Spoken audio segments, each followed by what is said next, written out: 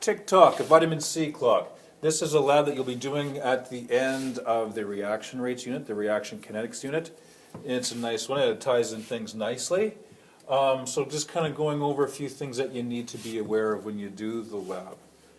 So of course, beforehand, read through the handout. You should be able to come up with a purpose, what you want to find out, hypothesis, what you think will happen, and then the background. Why do you think that? Give me some reasoning for your hypothesis. Base your explanation on collision theory. So this will be one of the factors that affect reaction rates will be studied here, and you'll have to, of course, make a prediction. And you should know basically which rate is being, or what factor we're addressing, and what would happen in terms of collision theory.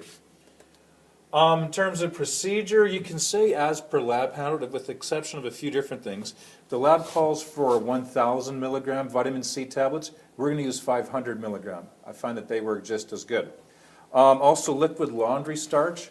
For the life of me, I cannot find liquid laundry starch in Canada. I think it's an American thing.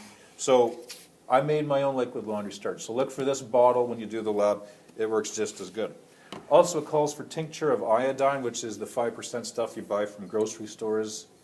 We're just going to use the good old lab-grade iodine, so look for the big bottle of iodine.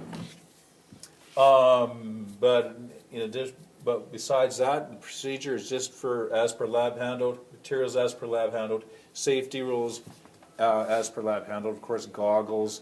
We are using iodine, so be careful, it does stain. So if you want to wear gloves, you certainly can. I'll try to have some surgical gloves there and try not to get it on your clothing.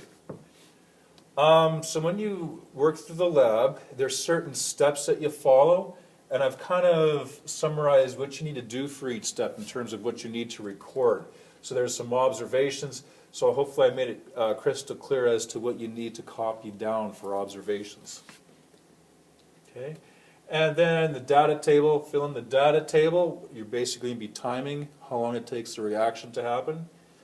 Follow-up questions. If you look on the handout, there are I think 5 follow-up questions. I only want you to do the first 3. And then of course the conclusion, summary of everything. So what did you think would find out? You're basically rehashing what the purpose was. The purpose was to da-da-da-da-da. What did you think would happen? There you can talk about the hypothesis. It was thought that da-da-da-da would happen. Then what did happen was your hypothesis right. So address that. What would actually happen? Da-da-da-da. My hypothesis was or was not correct. So that's basically in a nutshell what you have to do. Now kind of explaining what's going on with the reaction is really, really neat. What we have here is you're going to be having iodine and the vitamin C tablet.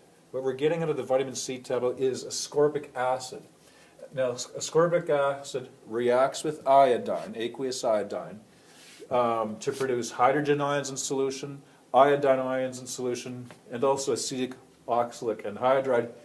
That we're not concerned about. It's this that we're concerned about. What happens is that the iodine ions and the hydrogen ions will combine with hydrogen peroxide. And that's going to be something that we're going to add to it. Hydrogen peroxide takes those iodine ions and the hydrogen ions and once again makes iodine, aqueous iodine, and water. So it produces iodine, and then of course it's still in the same beaker. That iodine will combine with the ascorbic acid, the vitamin C, to go to this form of iodine. Then that'll go back into iodine, ascorbic acid, etc. So this continues on back and forth until all of the ascorbic acid, all of the vitamin C is gone. Once it's gone, we get the I2, the iodine being produced. Now, iodine is a good indicator for starch, but we're kind of using it backwards here. We're adding starch to indicate the presence of iodine. And what happens here is that iodine, when it combines with starch, it makes a really dark blue-black complex. So what will happen here is that you'll have this solution. It's clear and colorless. You'll simply watch it, stir it, and eventually, once the vitamin C is gone, you'll have iodine being produced, and it'll be maintained. It'll react with the starch, and it just flips blue-black like that. It's really profound and kind of interesting. Very unexpected. Okay, so that's kind of the chemistry behind this whole lab, and the reaction rate lab that we're gonna be doing.